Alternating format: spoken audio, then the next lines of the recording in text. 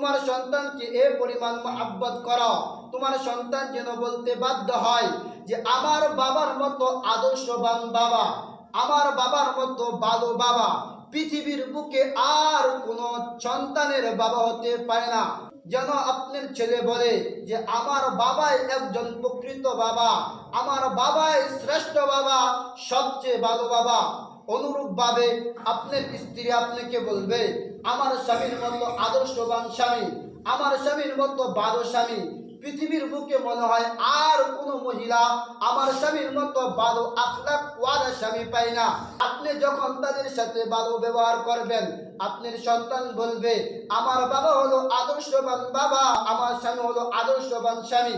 কিন্তু যদি আল্লাহর নাফরমানি করে আপনার সন্তান যেন এ কথা বলে আমার বাবার মতো কঠোর মানুষ পৃথিবীর বুকে মনে হয় আর একটাও নাই।